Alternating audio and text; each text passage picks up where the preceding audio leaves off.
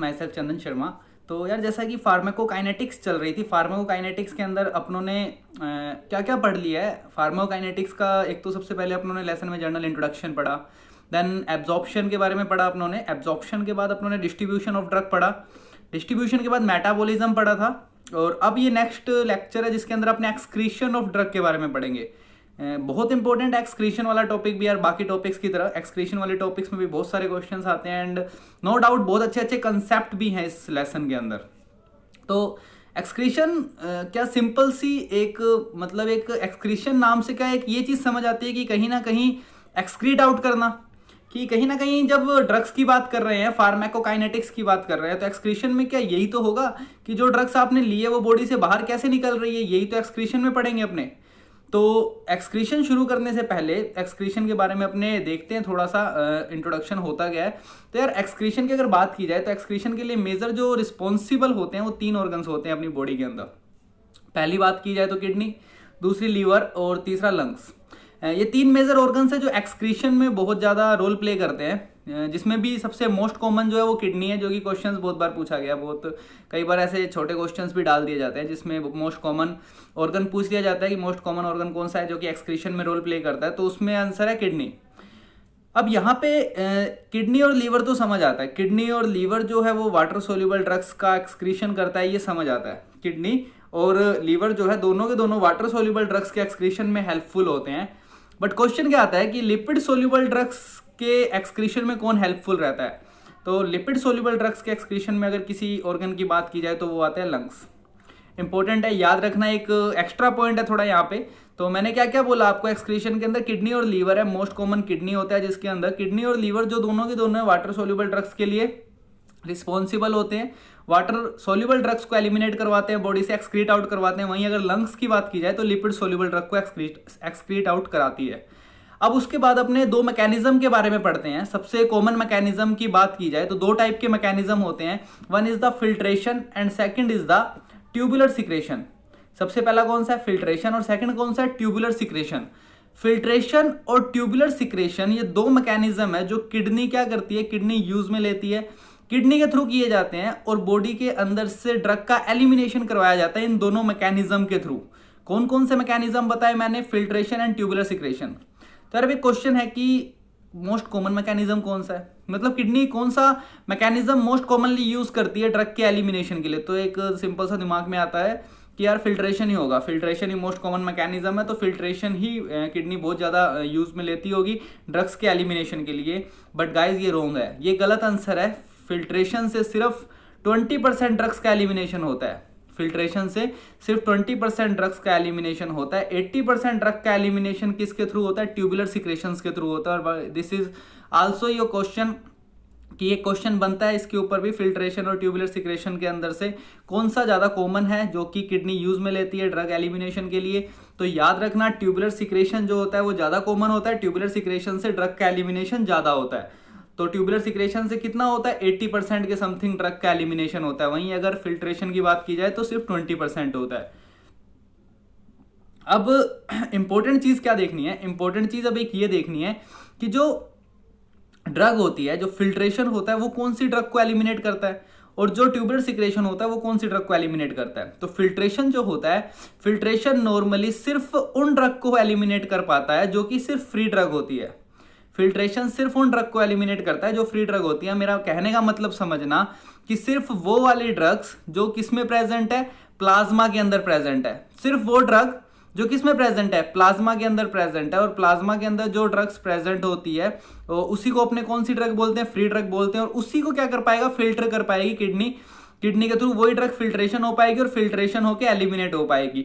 But वहीं अगर tubular secretion की बात की जाए तो ट्यूबुलर सिक्रेशन फ्री ड्रग को तो एलिमिनेट करता ही करता है, साथ में protein, plasma protein binding drugs को भी एलिमिनेट करता है। ट्यूबुलर सिक्रेशन से अपने कौन सी ड्रग को एलिमिनेट करवा सकते हैं, प्लाज्मा प्रोटीन बाइंडिंग ड्रग को भी एलिमिनेट करवा सकते हैं और साथ में फ्री ड्रग्स को भी एलिमिनेट करवा सकते हैं। तो ये कुछ इंपॉर्टेंट पॉइंट थे स्टार्टिंग के अंदर जिनको आपको याद रखना है।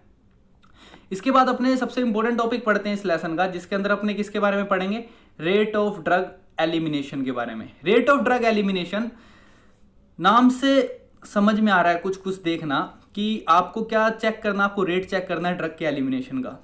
ड्रग एलिमिनेशन मतलब किस रेट से जो ड्रग है वो एलिमिनेट हो रही है, बॉडी से बाहर निकल रही है, किस रेट से, ये पढ़ना है इसके अंदर अपने को रेट ऑफ ड्रग एलिमिनेशन में। तो रेट ऑफ ड्रग एलिमिनेशन के अंदर सबसे पहली जो चीज पढ़ोगे वो पढ़ोगे आप drug clearance.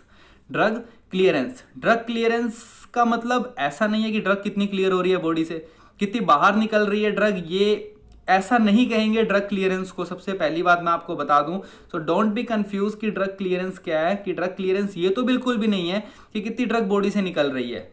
But drug clearance क्या है कि amount of plasma cleared of the drug per unit time. क्या बोला मैंने? Amount of plasma cleared, amount of plasma cleared of the drug per unit time, मतलब जो अमाउंट प्लाज्मा का cleared हो रहा है, जो अमाउंट प्लाज्मा क्लियर्ड हो रहा है किसके कंपेरिजन, ड्रग के कंपैरिजन में, पर यूनिट टाइम।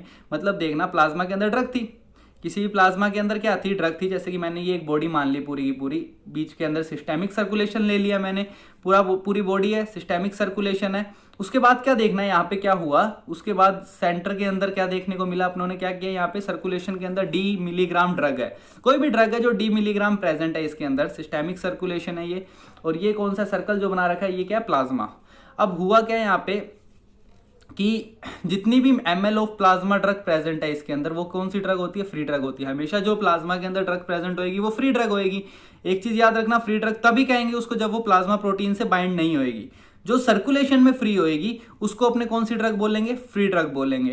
तो इसने क्या बोला यहाँ पे, जो सर्कुलेशन में जो ml of plasma drug present है जिसको अपनों ने फ्री ड्रग बोला, अपोन में पर आवर। मतलब कि कहने का ये मतलब है कि प्लाज्मा के अंदर से जिस स्पीड, जिस रेट से जो फ्री ड्रग है पर आवर जो निकल रही है, फ्री ड्रग जो पर आवर निकल रही है, उसी को अपने क्या बोलते हैं, ड्रग क्लियरेंस बोलते हैं।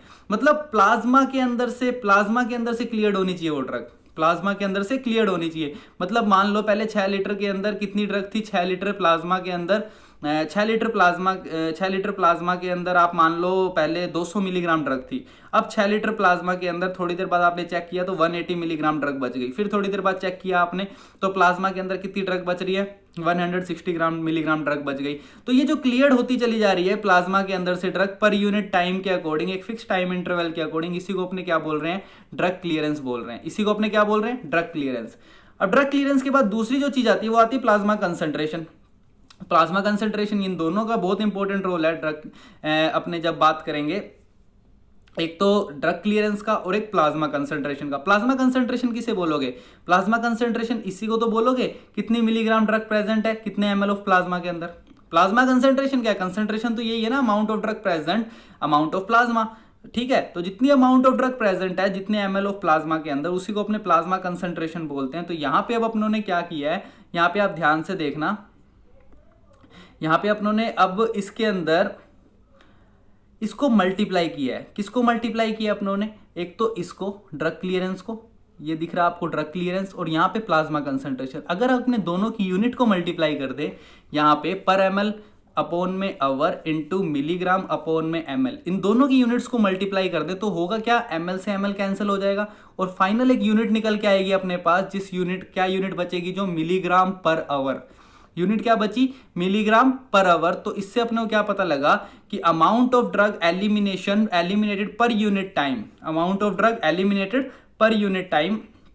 और जब अपनों ने ये देखा कि अमाउंट ऑफ ड्रग एलिमिनेट हो रही है पर यूनिट टाइम को, इसी को अपने क्या बोल रहे हैं, रेट ऑफ ड्रग एलिमिनेशन। इसी को अपनों ने क्या नाम दिया, rate of drug elimination. Rate of drug elimination basically nothing है, क्या वो, rate of drug elimination plasma concentration into clearance. Rate of drug elimination क्या है, plasma concentration into clearance of drug. और आपने मल्टीप्लाई भी तो यही दो चीज करी थी यार। यहां पे आपने क्या किया, यहां पे आपने जो लिया वो ड्रग क्लियरेंस को लिया था, और यहां पे आपने क्या किया, यहां पे आपने प्लाज्मा कंसंट्रेशन को लिया। और जब दोनों को मल्टीप्लाई कर दिया तो आपके पास क्या निकल के आई, किसकी यूनिट निकल के आई, रेट ऑफ ड्रग एलिमिनेशन की यूनिट निकल के आई। और रेट ऑफ ड्रग एलिमिनेशन फिर बाद में क्या कहते हैं अपने रेट ऑफ ड्रग एलिमिनेशन को, plasma concentration into clearance is called rate of drug elimination. ये बहुत अच्छे से समझ आने वाला आपको, थोड़ी देर और देखना जब मैं इसकी क्लिनिकल एप्लीकेशन पढ़ाऊंगा आपको रेट ऑफ ड्रग एलिमिनेशन के। अब देखते हैं अपने रेट ऑफ ड्रग एलिमिनेशन के अंदर। रेट ऑफ ड्रग एलिमिनेशन के अंदर सबसे पहले देखना आप डोज के बारे में बात करते हैं। रेट ऑफ ड्रग एलिमिनेशन के अंदर सबसे पहले अपने डोज के बारे में बात करते हैं। कोई भी ड्रग है, देखना एक बात ध्यान से सुनना, कोई भी ड्रग है, कोई भी ड्रग आप दोगे, कभी भी किसी भी पेशेंट को कोई ड्रग देते हो तो ड्रग के अंदर अपने यहाँ पे एक ग्राफ बनाया है मैंने, उस ग्राफ से समझते हैं। ये प्लाज्मा कंसंट्रेशन और ये किसी भी ड्रग की टी हाफ लाइफ है। प्लाज्मा कंसंट्रेशन और टी हाफ लाइफ है किसी भी ड्रग की। तो कोई भी ड्रग अपने देते हैं पेशेंट को तो उसकी प्लाज्मा कंसंट्रेशन टाइम के अकॉर्डिंग धीरे धीरे इंक्रीज करती है, करेगी 100% फिक्स बात है। तो कोई भी ड्रग अपने देंगे किसी भी पेशेंट को तो उसकी प्लाज्मा कंसंट्रेशन टाइम के अकॉर्डिंग धीरे धीरे इंक्रीज कर रही है। देन एक टाइम ऐसा आएगा जब प्लाज्मा कंसंट्रेशन क्या हो जाएगी, बिल्कुल टाइम के अकॉर्डिंग बिल्कुल बराबर हो जाएगी, मतलब बिल्कुल इंक्रीज नहीं करेगी। एक स्टेट आ जाएगी जिसको अपने क्या नाम देते हैं, स्टेडी स्टेट। एक फिक्स स्टेट आ जाती है जिसके अंदर किसी भी टाइप का वेरिएशन नहीं देखने को मिलता, ना तो इंक्रीमेंट ना डिक्रीमेंट। उस स्टेट को अपने क्या बोलते हैं, स्टेडी स्टेट बोलते हैं। उसके थोड़ी देर बाद स्टेडी स्टेट के बाद कौन सा फेज आएगा, उसके बाद डिक्लाइनिंग फेज आएगा। मतलब यहां पे क्या होगा, यहां पे प्लाज्मा कंसंट्रेशन कम होनी शुरू हो जाएगी टाइम के अकॉर्डिंग। इस फेज के अंदर क्या होना शुरू हो जाएगा, प्लाज्मा कंसंट्रेशन कम होनी शुरू हो जाएगी। तो आपको क्या एक चीज समझ आ रही है इस ग्राफ से कि यहां पे प्लाज्मा कंसंट्रेशन इसलिए बढ़ रहा था क्योंकि जो आप दवाई या फिर जो ड्रग अपने पेशेंट को दे रहे थे वो ज्यादा दे रहे थे और जो ड्रग बॉडी से बाहर निकल रही थी वो कम निकल रही थी। पहला पॉइंट समझ आया। यहां पे ड्रग की कंसंट्रेशन इसलिए बढ़ रही थी क्योंकि यहां पे जो अमाउंट ऑफ ड्रग अपने पेशेंट को दे रहे थे वो तो जो ड्रग पेशेंट की बॉडी में जा रही थी वो तो ज्यादा थी और जो ड्रग बॉडी से बाहर निकल रही थी वो कम थी। इस फेज के अंदर ग्राफ डिक्लाइनिंग इसलिए हुआ क्योंकि जो ड्रग बॉडी से बाहर निकल रही थी वो ज्यादा थी और जो बॉडी के अंदर जा रही थी वो कम थी। ये पॉइंट भी समझ आया। जो ड्रग बॉडी के अंदर जा रही थी वो यहां पे कम थी और जो बॉडी से बाहर निकल रही थी वो ज्यादा थी। अब आती है बात स्टेडी स्टेट की।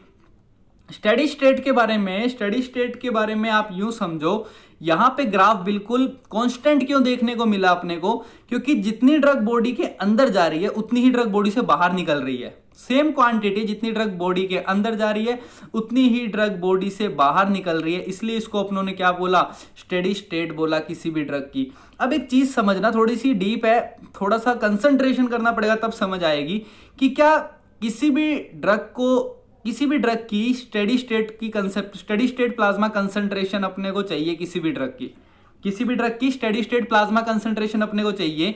तो आप मेरे को एक बात बताओ, क्या आपने किसी छोटी सी डोज से या फिर एक या दो टी हाफ लाइफ से अपने स्टेडी स्टेट ले सकते हैं किसी भी प्लाज्मा कंसंट्रेशन किसी भी ड्रग की? तो यार देखो, कोई भी ड्रग है जो स्टेडी स्टेट के अंदर आएगी उसका मतलब आपको जो बॉडी के अंदर मूव कर रही है दवाई और ड्रग जो बॉडी से बाहर निकल रही है दोनों को कांस्टेंट करना आपको। तो कांस्टेंट करने के लिए कम से कम आपको 4 से 5 टी हाफ लाइफ के बाद आपको ये चीजें देखने को मिलती है।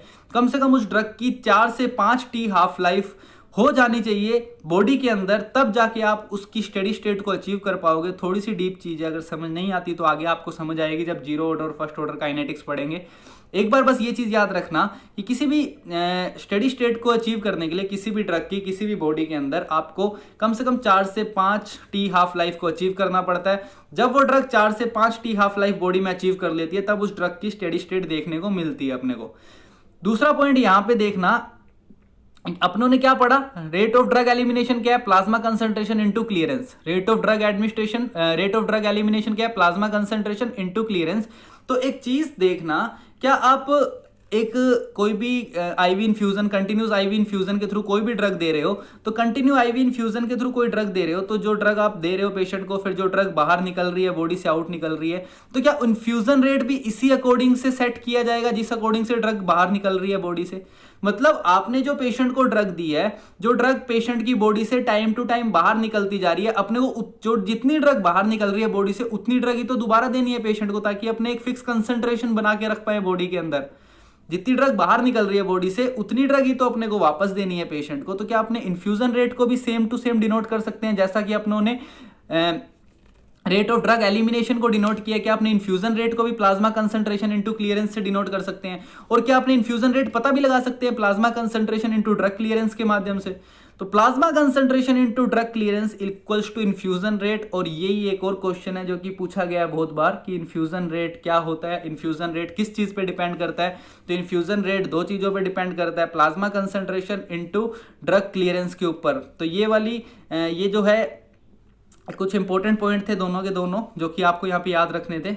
उसके बाद अपने ये तो हो गया सारा का सारा। उसके बाद अपने देखते हैं एक्सक्रीशन के बाद दूसरा पॉइंट जो देखते हैं सबसे इंपॉर्टेंट, एक्सक्रीशन के बाद अपने इंटरमिटेंट डोजिंग के बारे में पढ़ेंगे। इंटरमिटेंट डोजिंग के बारे में आप देखना यहाँ पे, इंटरमिटेंट डोजिंग किसे कहते हैं? इंटरमिटेंट डोजिंग के अंदर क्या हुआ, डॉक्टर ने किसी भी पेशेंट को एक लोडिंग डोज दी, डॉक्टर ने किसी भी पेशेंट को एक लोडिंग डोज दी। लोडिंग डोज देने के बाद आपने लोडिंग डोज जैसे ही पेशेंट को आपने लोडिंग डोज दी, उसके 6 घंटे बाद क्या किया आपने, किसी पेशेंट को दूसरी वापस से वही डोज रिपीट देनी है। आपने कोई भी दूसरी डोज दी 6 घंटे के बाद, dose given after 6 hour maintain the steady state. अब होगा क्या आप किसी पेशेंट को जब लोडिंग डोज दे रहे हो, लोडिंग डोज मैंने आपको बताया था जो मतलब मैक्सिमम अमाउंट होती है जो ड्रग की आपको किसी भी कंसंट्रेशन को अचीव, थेराप्यूटिक रेंज को अचीव करने के लिए जो देनी पड़ती है, उसी को अपने लोडिंग डोज बोलते हैं। तो जब आप किसी पेशेंट को लोडिंग डोज दे रहे हो, तो लोडिंग डोज देने के बाद आपको क्या करना पड़ता है, आपको एक फिक्स क्वांटिटी ऑफ ड्रग दोबारा से देनी पड़ती है, जिसको आप मेंटेनेंस डोज बोलते हो। जब मैंने आपको उस टाइम भी बोला था कि मैं मेंटेनेंस डोज आपको बाद में पढ़ाऊंगा, तो यहाँ पे अपने इंटरमिटेंट डोजिंग के बारे में पढ़ रहे हैं, जिसमें मैंने सबसे पहले आपको क्या बोला, किसी डॉक्टर ने किसी पेशेंट को लोडिंग डोज दे दी, उसने लोडिंग डोज प्रिस्क्राइब कर दी। लोडिंग डोज देने के बाद आपको एक fix amount of drug continue रखनी पड़ती है, चाहे वो हर 6 घंटे बाद, हर 4 घंटे बाद, हर 12 घंटे बाद, जो भी प्रेफर किया जाता है वो अपने को रखनी पड़ती है। तो अब सुनना, एक ध्यान से एक बात सुनना, क्या लोडिंग डोज देने के बाद पेशेंट का अपने क्लियरेंस या फिर drug rate of drug elimination check करेंगे? अपने ने लोडिंग डोज दी पेशेंट को, लोडिंग डोज देने के बाद अपनों ने पेशेंट का आउटपुट चेक किया, आउटपुट के अंदर अपनों ने क्या चेक करी, आउटपुट के अंदर अपने ने पेशेंट की rate of drug elimination check करी, किस रेट से ड्रग बॉडी से बाहर निकल रही है और कितनी ड्रग बॉडी से बाहर निकल रही है। और जब मैंने ये पता लगा लिया कि पेशेंट के अंदर 6 घंटे बाद कितनी ड्रग बॉडी से बाहर निकल रही है, तो क्या मुझे ये पता लग गया कि 6 घंटे बाद कितनी ड्रग मुझे पेशेंट को दोबारा देनी है? ध्यान से सुनना, मैंने क्या कहा, बिल्कुल कॉम्प्लिकेटेड नहीं है, बहुत सिंपल है कि किसी भी पेशेंट को अगर मैंने लोडिंग डोज दी है, तो लोडिंग डोज देने के बाद पेशेंट का मैं क्या चेक करूंगा, rate of drug elimination check करूंगा। और जब मेरे को पेशेंट का रेट ऑफ ड्रग एलिमिनेशन पता लग जाएगा, मुझे ये पता लग जाएगा कि कितनी ड्रग एलिमिनेट हो रही है कितने टाइम के अंदर बॉडी से, तो क्या मैं उतनी ही ड्रग दोबारा पेशेंट को देके एक लोडिंग डोज वाली वापस से कंसंट्रेशन मेंटेन कर सकता हूं। मतलब मैं ड्रग की कंसंट्रेशन कम नहीं होने दे रहा, मैं ड्रग की कंसंट्रेशन बिल्कुल बराबर रख रहा हूं। मैं सिर्फ ये पता लगाने की कोशिश कर रहा हूं कि 6 घंटे में 6 आवर के अंदर 6 आवर्स के बाद कितनी डोज बॉडी से बाहर निकल चुकी है, और जितनी डोज बॉडी से बाहर निकली है उतनी ही दोबारा मेरे को पेशेंट को देनी है। ये पॉइंट समझ आया एक अच्छे से? तो वही यहाँ पे हमने क्या किया है, यहाँ पे कुछ कैलकुलेशंस करके दिखाई हुई है कि रेट ऑफ ड्रग एलिमिनेशन 1 घंटे के अंदर पता लगाया अपनों ने। तो जब 1 घंटे के अंदर रेट ऑफ ड्रग एलिमिनेशन का पता लग गया, तो अपने 6 आवर्स का भी पता लगा सकते हैं, 12 आवर्स का भी पता लगा सकते हैं। जितने टाइम का पता लगाना है उतने टाइम को अपने रेट ऑफ ड्रग एलिमिनेशन से मल्टीप्लाई कर देंगे। और जब अपने रेट ऑफ ड्रग एलिमिनेशन को मल्टीप्लाई कर देंगे, तो वही अपना इन्फ्यूजन निकल के आता है कि अपने को कितनी ड्रग दोबारा देनी है पेशेंट को। और वही अपना इन्फ्यूजन क्या कहलाता है, मेंटेनेंस डोज कहलाता है। क्या कहलाता है? मेंटेनेंस डोज कहलाता है। अब आपको यहाँ पे दोनों चीजें समझ आ गई होगी कि what is the loading dose and what is the maintenance dose. Loading dose पहले पढ़ चुके हैं, एंड मेंटेनेंस डोज यहाँ पे समझ आनी चाहिए आपको। मेंटेनेंस डोज वो डोज होती है जो लोडिंग डोज देने के बाद एक फिक्स अमाउंट के अंदर अपने को कंटिन्यू रखनी पड़ती है। लोडिंग डोज किसे कहते हैं? अपने rate of drug elimination into time. Rate of drug elimination into time is called maintenance dose. Sorry, loading dose नहीं, मेंटेनेंस डोज अपने किसको कहते हैं? Rate of drug elimination multiply by time. अब जैसा कि पहले अपनों ने पढ़ा था, रेट ऑफ ड्रग एलिमिनेशन क्या होता है? Plasma concentration into clearance into time. तो अब यहाँ पे यार एक कॉम्प्लिकेशन क्या आई मेरे पास, क्या मुझे हर 6 घंटे बाद पेशेंट की प्लाज्मा कंसंट्रेशन चेक करनी पड़ेगी? क्या मुझे हर 6 घंटे बाद पेशेंट का ब्लड सैंपल लेना पड़ेगा? या फिर जब भी 12 घंटे बाद, 4 घंटे बाद, जब भी ड्रग रिपीट करनी है, तो क्या मुझे बार बार प्लाज्मा कंसंट्रेशन चेक करना पड़ेगा? मुझे बार बार ब्लड लेना पड़ेगा? तो मैंने सोचा क्यों ना कोई नया तरीका ढूंढ लिया जाए कि अपने को प्लाज्मा कंसंट्रेशन ना लेना पड़े, पेशेंट को बार बार परेशान ना करना पड़े। तो मैंने क्या किया, मैंने प्लाज्मा कंसंट्रेशन को किससे सब्स्टिट्यूट कर दिया, जो कि अपनों ने पहले पढ़ा था। प्लाज्मा कंसंट्रेशन को मैंने एपेरेंट वॉल्यूम ऑफ डिस्ट्रीब्यूशन से सब्स्टिट्यूट कर दिया, और क्लियरेंस को मैंने किससे सब्स्टिट्यूट कर दिया? क्लियरेंस को मैंने यहाँ पे एपेरेंट वॉल्यूम ऑफ डिस्ट्रीब्यूशन से सब्स्टिट्यूट कर दिया, या फिर टी हाफ लाइफ से सब्स्टिट्यूट कर दिया। ध्यान से देखना मैं यहाँ पे क्या बताना चाह रहा हूँ आपको। मैंने दोनों कंसंट्रेशन, जो प्लाज्मा कंसंट्रेशन और रीनल क्लियरेंस को मैंने सब्स्टिट्यूट कर दिया। प्लाज्मा कंसंट्रेशन की जगह मैंने एपेरेंट वॉल्यूम ऑफ डिस्ट्रीब्यूशन लिया। एपेरेंट वॉल्यूम ऑफ डिस्ट्रीब्यूशन लेने के बाद एपेरेंट वॉल्यूम ऑफ डिस्ट्रीब्यूशन क्या था? डोज एडमिनिस्ट्रेशन अपॉन में कंसंट्रेशन, प्लाज्मा कंसंट्रेशन। तो डोज एडमिनिस्ट्रेशन अपॉन में कंसंट्रेशन था, तो यहाँ से अपने पास क्या निकल के आ गई? यहाँ से अपने पास कंसंट्रेशन निकल के आ गई। कंसंट्रेशन कितनी है? डोज एडमिनिस्ट्रेशन अपॉन में apparent volume of distribution. This is nothing, है सिंपल कैलकुलेशन है, जिससे एक रिजल्ट निकल के आएगा जो आपको याद रखना है। मैं आपको बस थोड़ा सा समझा रहा हूँ ताकि ये डाउट ना हो कि कहाँ से आया है सारा का सारा। उसके बाद अपने क्लियरेंस की जगह, क्लियरेंस का अपने को पता है कि जो एपेरेंट वॉल्यूम ऑफ डिस्ट्रीब्यूशन है डायरेक्टली प्रोपोर्शनल होता है क्लियरेंस के, और डायरेक्टली प्रोपोर्शनल होता है एपरेंट वॉल्यूम ऑफ डिस्ट्रीब्यूशन, और टी हाफ जो होता है वो इन्वर्सली प्रोपोर्शनल होता है। तो इससे अपने को क्या पता लगता है, इससे अपने को ये पता लगेगा कि एपरेंट वॉल्यूम ऑफ डिस्ट्रीब्यूशन अगर बढ़ता है तो टी हाफ भी बढ़ती है। किसी भी ड्रग का अगर एपरेंट वॉल्यूम ऑफ डिस्ट्रीब्यूशन बढ़ेगा तो उस ड्रग का टी हाफ भी बढ़ेगा। क्यों? क्योंकि टी हाफ क्या होता है, T half apparent volume of distribution into drug clearance into 0.7, ये कॉन्स्टेंट है। ये ज़्यादा कंफ्यूज मत होना कि क्या है, ये सब नॉर्मल चीज़ें हैं सारी की सारी, आपको याद भी नहीं रखने की जरूरत है ज़्यादा कुछ भी है। तो यहाँ से अपने पास ये निकल के आता है, यहाँ से अपने पास एक ये चीज़ निकल के आती है, जिससे अपने को क्या चीज़ पता लगती है, जिससे अपने पास एक नया फॉर्मूला निकल के आता है। जिस फॉर्मूले के बारे में मैं बताऊं तो आपको वो है सबसे इंपॉर्टेंट फॉर्मूला ये वाला, जिससे अपने को ये पता लगता है कि मेंटेनेंस डोज जो होती है, मेंटेनेंस डोज इक्वल्स टू 0.693 या फिर 0.67 इंटू डोज अपॉन में T half life into time. ये एक नया फॉर्मूला निकल के आता है अपने पास। इसके लिए इतनी सारी कैलकुलेशन करी हुई है, जो कि आपको अगर लिखना हो तो आप लिख सकते हो, समझना हो तो समझ लेना, कुछ भी कॉम्प्लिकेटेड नहीं है इसके अंदर।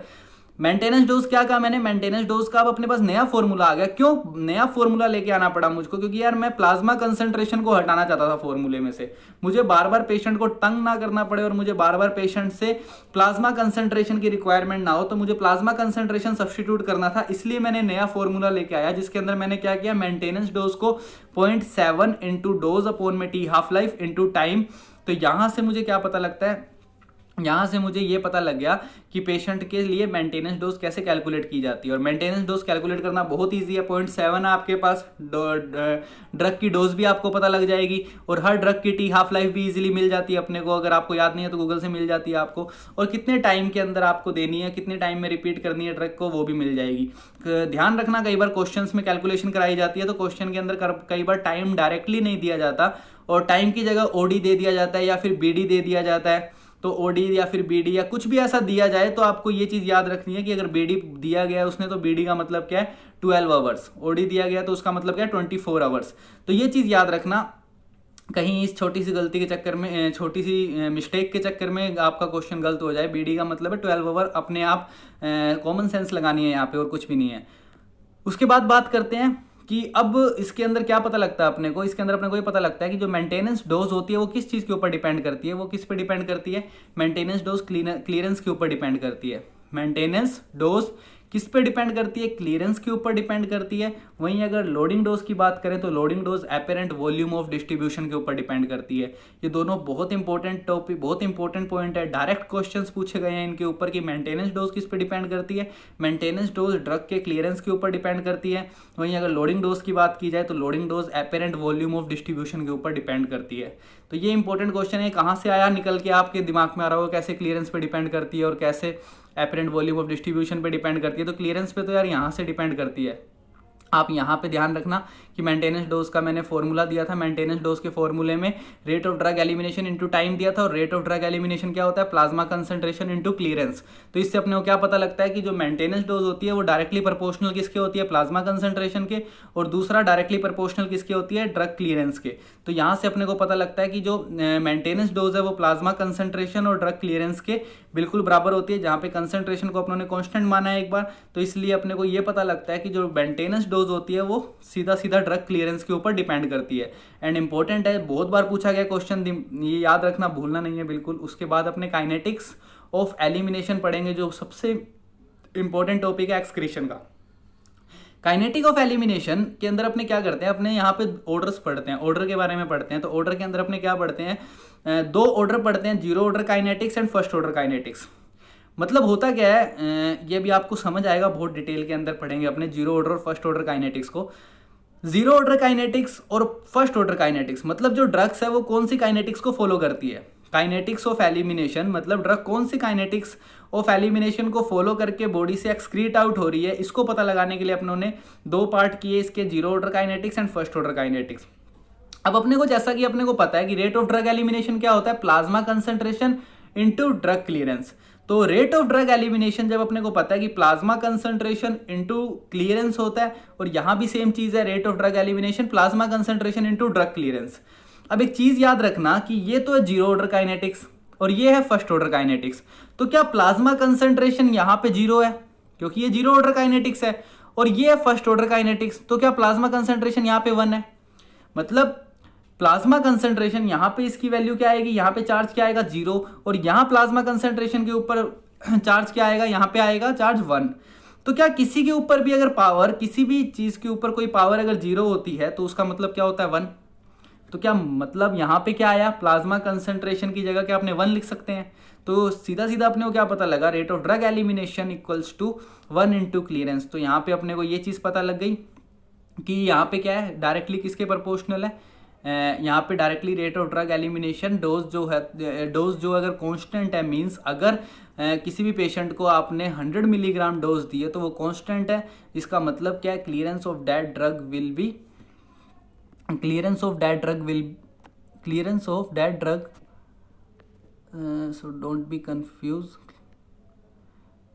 कांस्टेंट। ओके सॉरी, मैं यहाँ पे एक बार रिपीट कर देता हूँ आपको क्या प्रॉब्लम आ रही थी, यहाँ पे थोड़ा दिख नहीं रहा था वो ढंग से। इसके अंदर मैं आपको बताता हूँ, जीरो ऑर्डर काइनेटिक्स के अंदर अपने ने क्या किया, अपनों ने यहाँ पे रेट ऑफ ड्रग एलिमिनेशन लिया। रेट ऑफ ड्रग एलिमिनेशन के अंदर मैंने फॉर्मूला पुट किया, जहाँ पे मैंने क्या किया, plasma concentration into drug clearance, plasma concentration के ऊपर मैंने पावर 0 लगा दी इंटू ड्रग क्लियरेंस।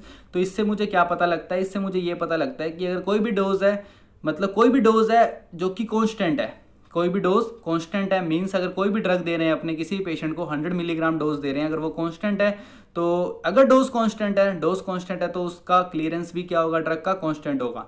मतलब किसी भी जीरो ऑर्डर काइनेटिक्स के अंदर अगर आप कोई भी डोज दे रहे हो पेशेंट को, तो अगर आप उसको कोई भी डोज दो, चाहे ज़्यादा दो चाहे कम दो, कोई भी डोज दो आप उसको, बट उसका जो क्लियरेंस होता है ड्रग का वो क्या होने वाला है, वो कांस्टेंट होने वाला है। बट वहीं अगर आप फर्स्ट ऑर्डर काइनेटिक्स की बात करोगे तो फर्स्ट ऑर्डर काइनेटिक्स के अंदर, फर्स्ट ऑर्डर काइनेटिक्स में क्या देखने को मिलता है, rate of drug elimination equals to plasma concentration into clearance. अगर यहाँ पे आप डोज दोगे, यहाँ पे आप डोज को कांस्टेंट रखते हो, तो यहाँ पे भी आपको क्या देखने को मिलता है, यहाँ पे आपको क्लियरेंस क्या देखने को मिलेगी, कांस्टेंट देखने को मिलेगी। बट यहाँ पे अगर आप डोज को कांस्टेंट रखते हो, यहाँ पे आप डोज को कांस्टेंट रखते हो तो clearance of that drug will be constant, और यहाँ पे अगर आप डोज को कांस्टेंट रखते हो तो यहाँ पे पक्का आपको क्या देखने को मिलेगा, कांस्टेंट देखने को मिलती है। यहाँ पे क्लियरेंस बिल्कुल कांस्टेंट देखने को मिलेगी आपको, और यहाँ पे आपको क्या देखने को मिलता है, यहाँ पे आपको दोनों चीज़ें कांस्टेंट देखने को मिलती है। तो जो कि अपने अभी बहुत डिटेल के अंदर आगे देखते हैं, दोबारा इसको आगे और पढ़ेंगे अपने डिटेल के अंदर।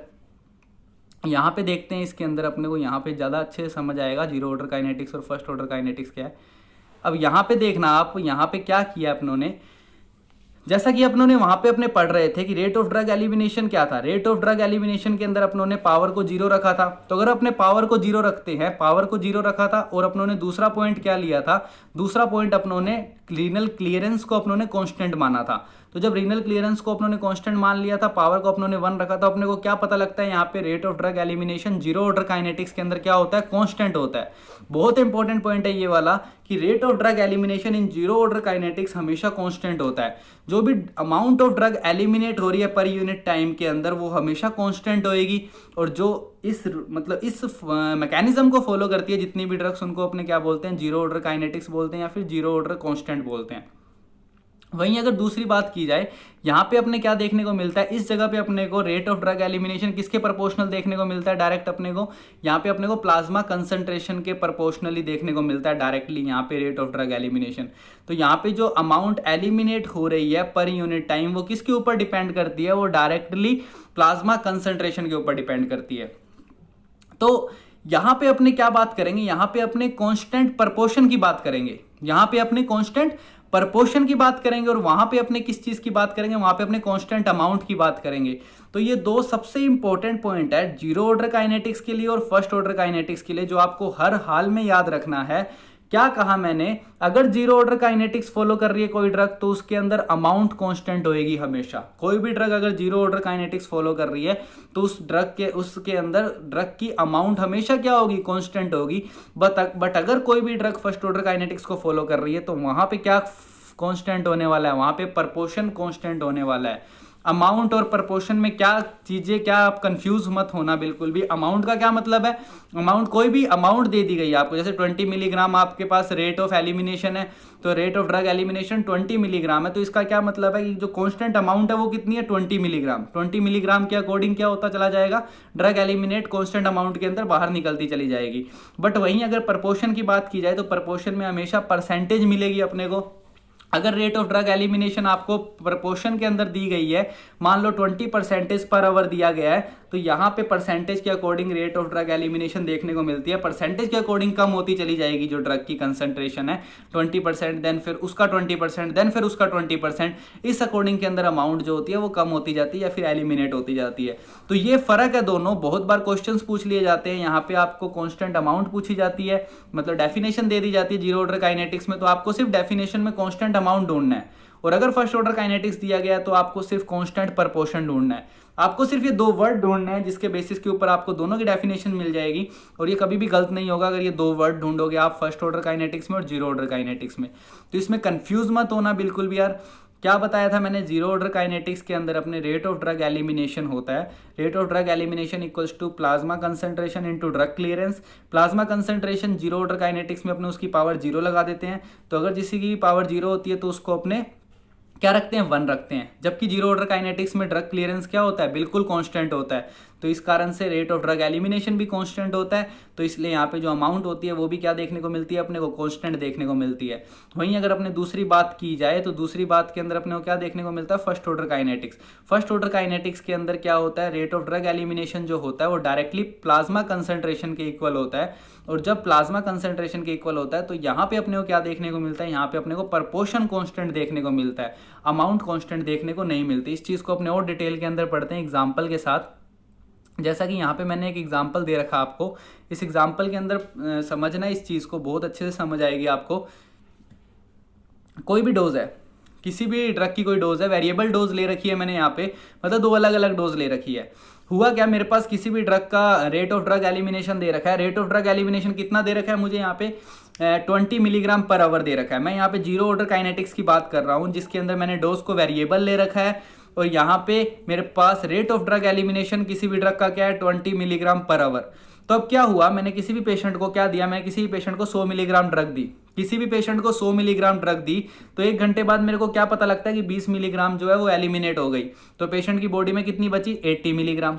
सही है, ये चीज समझ आ रही है आपको बिल्कुल। अब क्या किया मैंने, 1 घंटे बाद फिर से क्या देखा, 1 घंटे बाद rate of drug elimination check किया तो फिर से 20 मिलीग्राम निकल गई बाहर, और अब कितनी बची पेशेंट की बॉडी के अंदर, 60 मिलीग्राम बची। अब मैंने आधे घंटे बाद फिर से चेक किया तो आधे घंटे बाद फिर से क्या हुआ, 10 मिलीग्राम बॉडी से बाहर निकल गई। तो क्या 100 मिलीग्राम से 50 मिलीग्राम होने के लिए, मतलब जो हाफ कंसंट्रेशन होने के लिए ड्रग की जो अमाउंट थी 100 से 50 होने के लिए टोटल कितना टाइम लग रहा है, क्या 2.5 घंटे लग रहे हैं? अरे सही बात है, बिल्कुल 2.5 घंटे लग रहे हैं यार। मतलब कोई भी 100 मिलीग्राम ड्रग थी उसको 50 मिलीग्राम होने के लिए 20 मिलीग्राम पर आवर उसका रेट ऑफ ड्रग एलिमिनेशन है, तो हर घंटे 20 मिलीग्राम निकल रही है। तो 20 निकली पहले घंटे, दूसरे घंटे 20 मिलीग्राम एलिमिनेट हो गई, और 1 घंटे के अंदर 10 मिलीग्राम एलिमिनेट हुई, जिससे अपने को क्या पता लगा, 100 मिलीग्राम से 50 मिलीग्राम होने में उस ड्रग को 2.5 घंटे लग रहे हैं।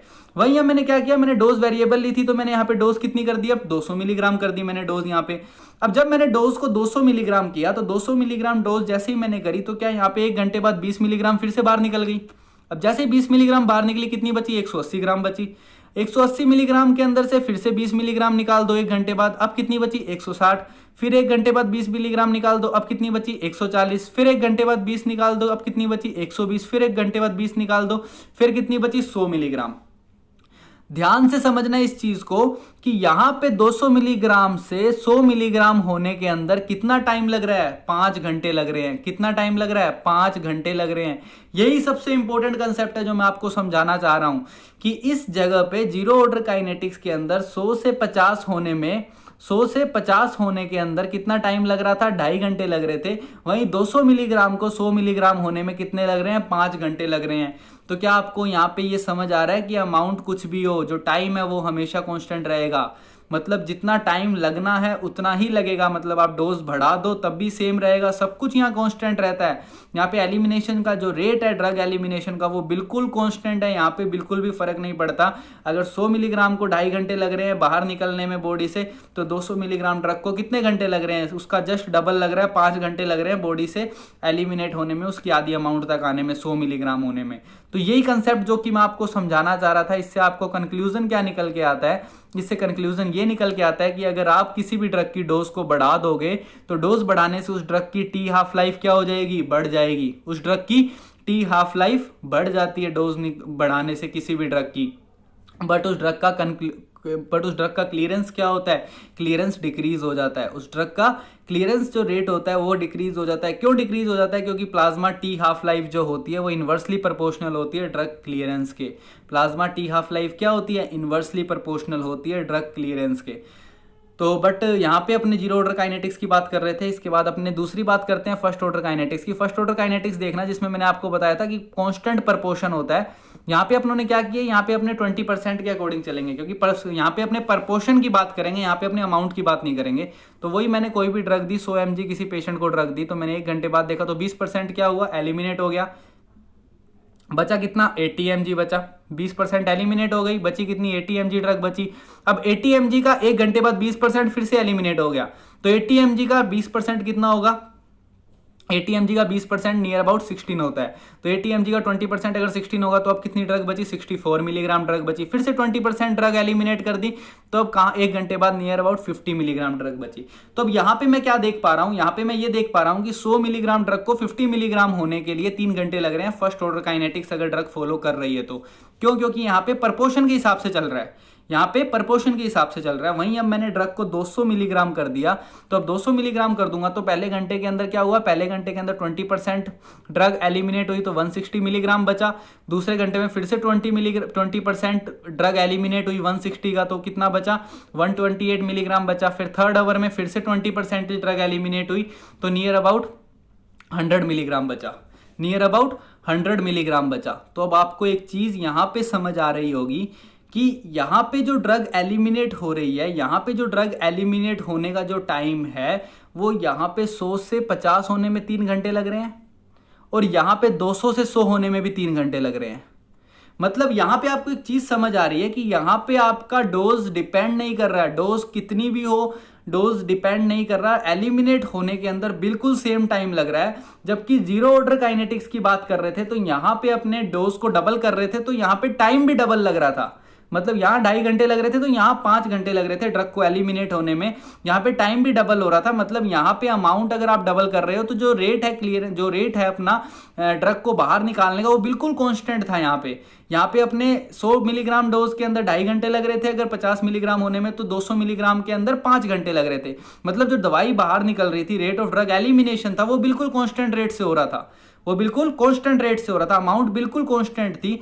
बट अगर अपने फर्स्ट ऑर्डर काइनेटिक्स की बात करें तो फर्स्ट ऑर्डर काइनेटिक्स के अंदर आपको क्या देखने को मिल रहा है, फर्स्ट ऑर्डर काइनेटिक्स के अंदर जो ड्रग का elimination, rate of drug elimination है वो चाहे 100 मिलीग्राम हो, चाहे 200 मिलीग्राम हो, चाहे 300 मिलीग्राम हो, वो बिल्कुल क्या है, फिक्स है, बिल्कुल सेम टाइम के अंदर क्या हो रहा है, हाफ हो रहा है। बिल्कुल जो 100 मिलीग्राम से 50 मिलीग्राम होने में उसको 3 घंटे लग रहे हैं, तो 200 मिलीग्राम से 100 मिलीग्राम होने में भी उसको कितने घंटे लग रहे हैं, 3 घंटे लग रहे हैं। तो यहाँ पे अपने को क्या चीजें पता लगती है, यहाँ से कंक्लूजन क्या निकल के आता है, यहाँ पे टी हाफ लाइफ भी कॉन्स्टेंट है और ड्रग का क्लियरेंस भी कॉन्स्टेंट है। मतलब आपको एक चीज यहाँ पे समझ आएगी कि अगर आप डोज को बढ़ाते हो, डोज अगर आप बढ़ा रहे हो तो यहाँ पे डोज बढ़ाने से आपका जो मतलब रेट ऑफ ड्रग एलिमिनेशन है वो उसके ऊपर, टाइम के ऊपर कोई फर्क नहीं पड़ेगा, टाइम बिल्कुल सेम रहेगा। जिस स्पीड से rate of drug elimination come dose में हो रहा था उसी according rate of drug elimination ज्यादा रेट के अंदर होगा, और यहाँ पे ड्रग क्लियरेंस जो है वो कांस्टेंट रहेगा।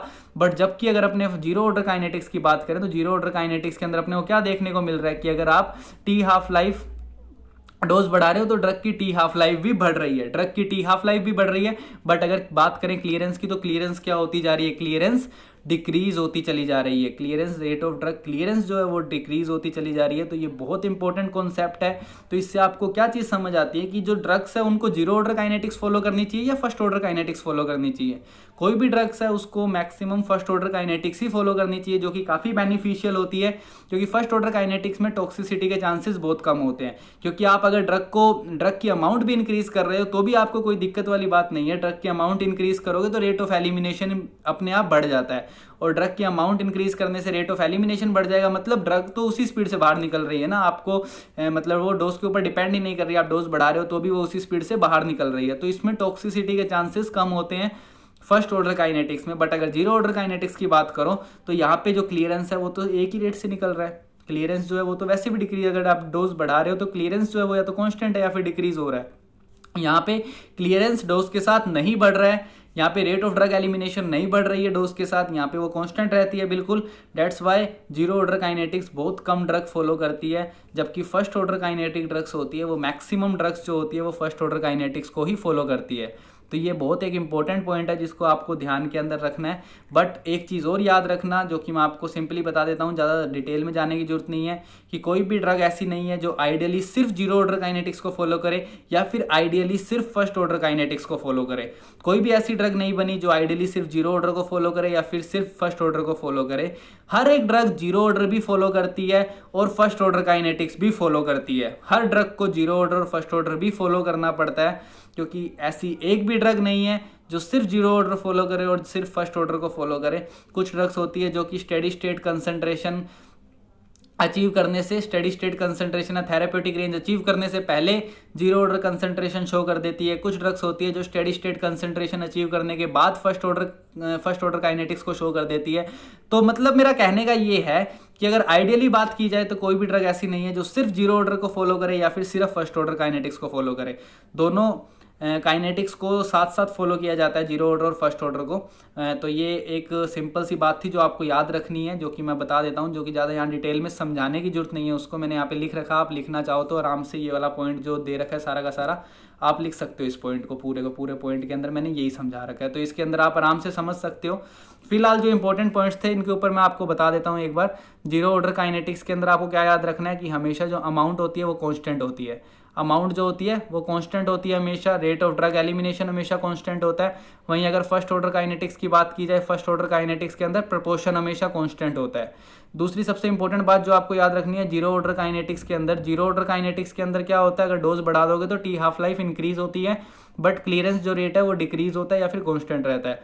बट वहीं अगर फर्स्ट ऑर्डर काइनेटिक्स की बात करें तो आप डोज बढ़ाते हो, डोज बढ़ाओ चाहे कम करो, डोज या बढ़ाओ चाहे कम करो, बट क्लियरेंस हमेशा क्या रहेगा, कांस्टेंट रहेगा। क्लियरेंस के ऊपर बिल्कुल कोई भी फर्क नहीं आता, क्लियरेंस रेट हमेशा क्या रहता है, कांस्टेंट रहता है। बट जीरो ऑर्डर काइनेटिक्स के अंदर डोज बढ़ा दोगे तो क्लियरेंस कम हो जाता है, क्योंकि टाइम बढ़ रहा है तो नो डाउट क्लियरेंस कम हो जाएगा। क्योंकि अगर आप 100 मिलीग्राम ड्रग ले रहे हो तो भी वो 2.5 घंटे के अंदर रिलीज करवा रही है, और वहीं अगर 200 कर देते हो तो वो 5 घंटे के अंदर हाफ अमाउंट पे पहुंच रही है अपनी।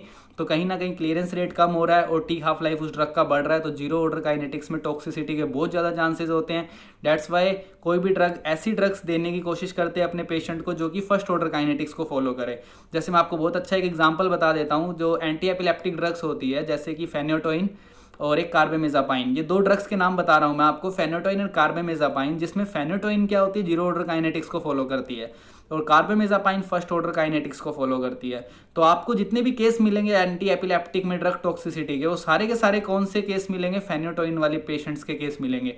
जितने भी पेशेंट फेनोटोइन वाले पेशेंट होंगे, फेनोटोइन ड्रग के ऊपर जो पेशेंट होंगे, वो सारे के सारे ड्रग टॉक्सिसिटी वाले पेशेंट मिल सकते हैं आपको। जितने भी मतलब ड्रग्स के कॉम्प्लिकेशंस देखने को मिलते हैं आपको, साइड इफेक्ट, एडवर्स इफेक्ट, वो सारे किस में देखने को मिलेंगे, फेनोटोइन में देखने को मिलेंगे। जबकि जो पेशेंट कार्बेमेज़ापाइन पे होते हैं उनके अंदर आपको टॉक्सिसिटी बहुत रेयर चांस के अंदर देखने को मिलती है, उन पेशेंट्स के अंदर अपने को टॉक्सिसिटी नहीं देखने को मिलती। तो ये एक इसका क्लिनिकल एप्लीकेशन है जो आपको याद रखना है, जीरो ऑर्डर काइनेटिक्स और फर्स्ट ऑर्डर काइनेटिक्स का।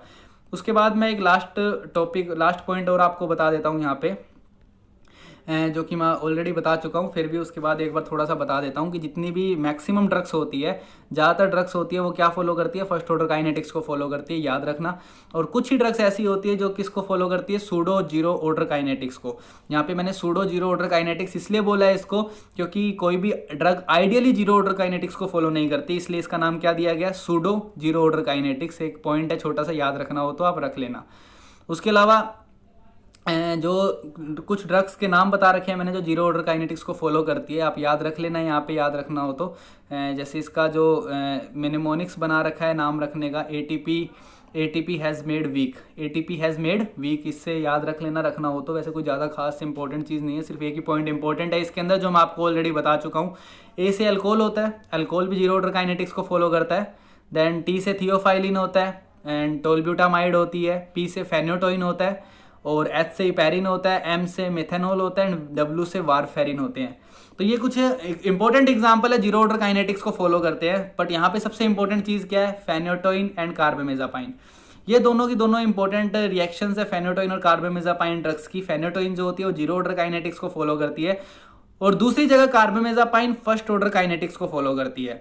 तो ये बहुत इंपॉर्टेंट एग्जांपल है, बहुत बार पूछा गया है, तो इस चीज़ को याद रखना। फेनोटोइन जो होती है उसमें अपने को टॉक्सिसिटी देखने को मिलती है। क्यों? क्योंकि फेनोटोइन की अगर अमाउंट बढ़ाओगे आप तो आपको क्लियरेंस डिक्रीज देखने को मिलेगा और टी हाफ लाइफ बढ़ जाएगा उस ड्रग का। बट कार्बामेज़ापाइन की अगर आप डोज बढ़ाते हो तो कार्बामेज़ापाइन की डोज बढ़ाने से कोई भी दिक्कत नहीं है। कार्बामेज़ापाइन में क्लियरेंस हमेशा कैसी रहेगी? कांस्टेंट रहेगी। क्लियरेंस जो होता है वो टी हाफ लाइफ है, बिल्कुल उसके अंदर कोई मतलब जो फ़र्क है टाइम का बिल्कुल फ़र्क नहीं पड़ता। अगर 3 घंटे के अंदर 100 मिलीग्राम 3 घंटे ले रही है 50 मिलीग्राम होने में, तो 200 मिलीग्राम भी 3 घंटे ही ले रही है 50 मिलीग्राम होने में। तो ये मतलब उसका हाफ 50% होने में। तो ये एक इंपॉर्टेंट पॉइंट है, इंपॉर्टेंट कंसेप्ट है जो आपको याद रखना है फेनोटोइन और कार्बामेज़ापाइन का। उसके अलावा कुछ भी खास इसमें ऐसा इंपॉर्टेंट नहीं है। तो ये था कुछ एक्सक्रीशन के बारे में। एक्सक्रीशन क्या था? एक्सक्रीशन के बारे में कुछ इंपॉर्टेंट पॉइंट थे ये जो कि मैंने आपको बताए। एक्सक्रीशन के अंदर रेट ऑफ ड्रग एलिमिनेशन क्या होता है, रेट ऑफ ड्रग एलिमिनेशन के बारे में पढ़ा अपनों ने, प्लाज्मा कंसंट्रेशन के बारे में पढ़ा अपनों ने, देन अपनों ने मेंटेनेंस डोज के बारे में पढ़ा, स्टेडी स्टेट कंसंट्रेशन के बारे में पढ़ा। मेंटेनेंस डोज और स्टेडी स्टेट कंसंट्रेशन आपको समझ आ गई होगी अच्छे से। उसके बाद अपनों ने एक काइनेटिक्स ऑफ ड्रग एलिमिनेशन के अंदर जीरो ऑर्डर काइनेटिक्स और फर्स्ट ऑर्डर काइनेटिक्स देखी। कंफ्यूज मत होना इनके अंदर बिल्कुल भी कि ये फॉर्मूले इतने सारे कहाँ से आए। जो इंपॉर्टेंट चीज़ें है वो मैं आपको बता चुका हूँ। मैं शुरू से एक बार दोबारा बता देता हूँ आपको क्या क्या चीज़ें इसके अंदर याद रखनी है। सबसे पहले आपको जो चीज़ याद रखनी है उसके अंदर आपको ये याद रखना है कि रेट ऑफ ड्रग एलिमिनेशन जो होता है वो क्या होता है। रेट ऑफ ड्रग एलिमिनेशन की डेफिनेशन याद रखना हमेशा। रेट ऑफ ड्रग एलिमिनेशन में दो चीज़ों की बात करते हैं अपने, एक तो ड्रग क्लियरेंस की और प्लाज्मा कंसंट्रेशन की, इनकी बात याद रखना। उसके बाद रेट ऑफ ड्रग एलिमिनेशन की definition plasma concentration into drug clearance. ये एक इंपॉर्टेंट डेफिनेशन है जिससे अपने को दो चीज़ें पता लगती है कि रेट ऑफ ड्रग एलिमिनेशन जो है वो दो चीज़ों पे डिपेंड करता है, डायरेक्टली प्रोपोर्शनल होता है प्लाज्मा कंसंट्रेशन के और एक ड्रग क्लियरेंस के। उसके बाद अपनों ने क्या बात करी?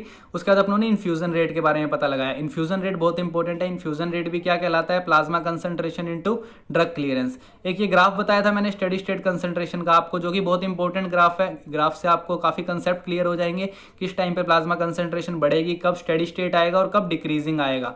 तो ये वाला एक इंपॉर्टेंट चीज़ है जो कि आपको याद रखनी है। उसके अलावा मैंने आपको क्या बताया था? उसके अलावा मैंने आपको बताया था, इसके ऊपर इस पेज पे आ जाओ, इस पेज में मैंने आपको ये बताया था कि इंटरमिटेंट डोजिंग कौन सी होती है। लोडिंग डोज और मेंटेनेंस डोज के बारे में बताया था। यहाँ पे मेंटेनेंस डोज का अपनों ने फॉर्मूला निकाला था, जिसमें अपनों ने क्या देखा था? मेंटेनेंस डोज का formula rate of drug elimination into time, और रेट ऑफ ड्रग एलिमिनेशन क्या था? Plasma concentration into clearance.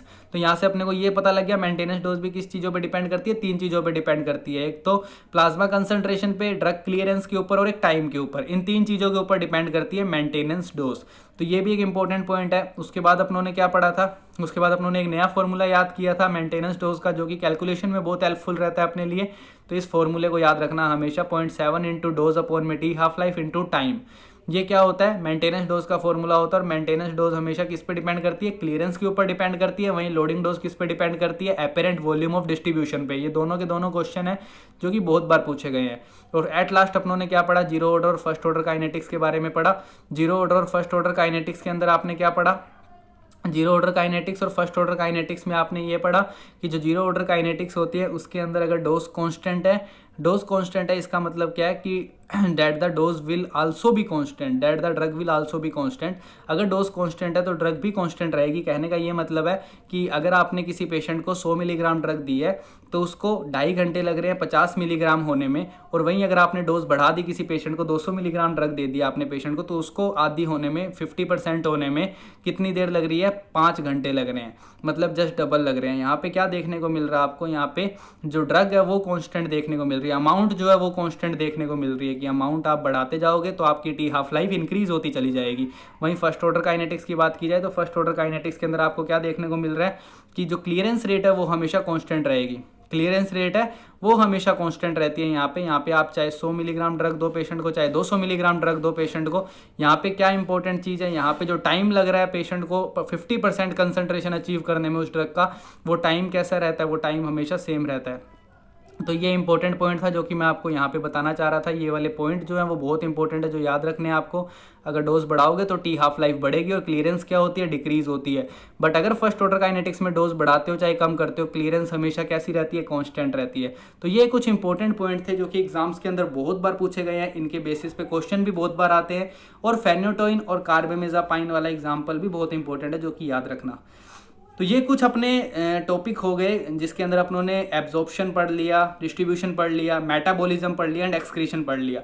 Near about pharmacokinetics complete सी हो चुकी है, थोड़े बहुत टॉपिक रहते हैं। नेक्स्ट वीडियो के अंदर अपने क्वेश्चंस करेंगे बहुत सारे फार्माकोकाइनेटिक्स के। जितने भी क्वेश्चंस एम्स जिप्मा पीजीआई के अंदर क्वेश्चंस आते हैं वो सारे के सारे क्वेश्चंस अपने नेक्स्ट लेक्चर के अंदर देखेंगे। किस टाइप के क्वेश्चंस देखने को मिलते हैं, कैसे उनको अचीव किया जाए, कैसे उन पे टारगेट किया जाए, उन क्वेश्चंस को क्या स्ट्रैटेजीज होनी चाहिए उन क्वेश्चंस को सोल्व करने की, और किस टाइप के क्वेश्चंस होते हैं, जिससे एक पिक्चर बन जाएगी आपके। और ये भी पता लग जाएगा, मेरे को एक रिव्यू भी मिल जाएगा कि आपको समझ आ रहा है या नहीं आ रहा है। क्वेश्चन सोल्व हो रहे होंगे तो इजीली आपको मतलब सब कुछ समझ आ रहा होगा। So this is all about excretion pharmacokinetics. Thank you guys, stay tuned, like share and subscribe my channel. Thank you.